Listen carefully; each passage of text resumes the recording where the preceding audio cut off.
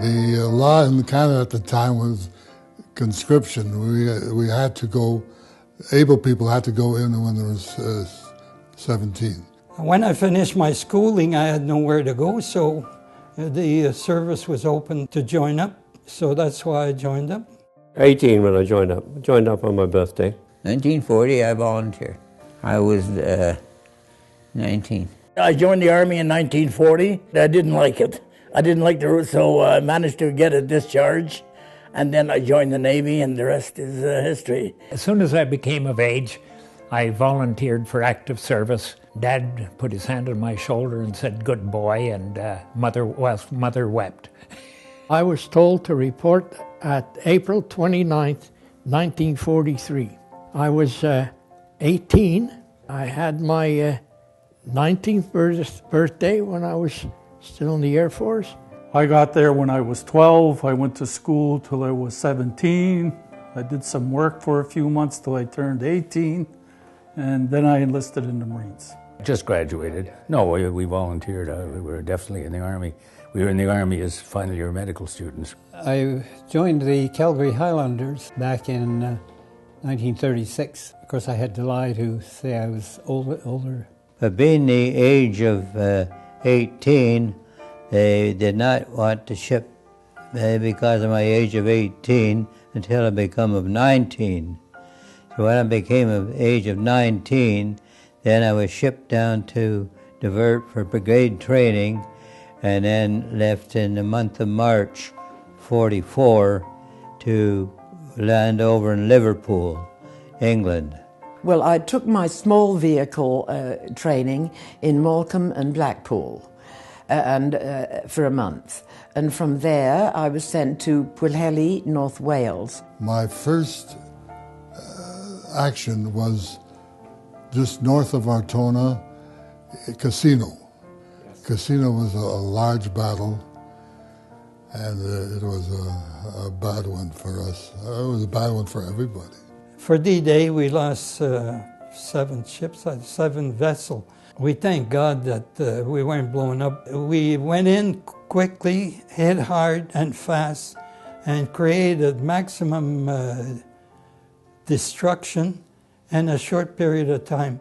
And just as I realized that there was something funny about the trees, then I realized there was a tank under each tree. Then I got hit. And, you know, there was a big explosion in the cockpit and smoke and everything. And I looked down at my legs. I saw, oh, I got a bullet hole in my left foot. And then I saw that I had a joint in my right leg, which wasn't there before. It was a joint in between the ankle and the knee. And when I looked at it, I saw there was a hole in my flying boot and blood was pouring out. The first torpedo was back aft. Anybody who was in the magazine was killed outright, instantly. You got shells that weighed 35 pounds. I don't know how many thousands we had. And when they hit the back aft of the ship, it just blew the stern to smithereens. Anybody who was in there was killed instantly. And everybody who was in the magazine or below deck, they were killed outright. Only us lucky ones that are on the surface, like on the guns, managed to escape. So as we came down the hill, they assaulted us and ambushed us and let us walk into their camp. And then they surrounded the camp, so we couldn't get out. So it was really hard for us. We were fighting defensively, taking a lot of hits by snipers, constantly fighting skirmishes, going from one scene to another, and the wear and tear of the situation. A lot of people getting hit, dying, being wounded, dying of their wounds, and us being unable to medevac them.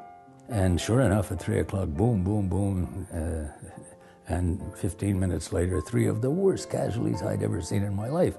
And these were badly wounded men. I can still see them. And for about a minute, I just stood there and said, geez, where do I start? What do I do? As we were going in, the Germans were trying to hit our landing craft with shells. Their artillery was firing at us, and plumes of water were coming up. The A&B company did a tremendous job. They paid a price.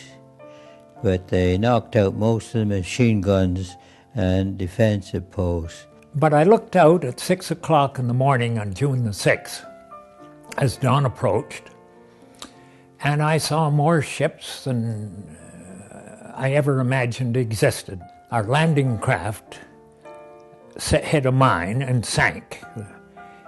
The ramp in the front was blown off, and we were in about 6 feet of water.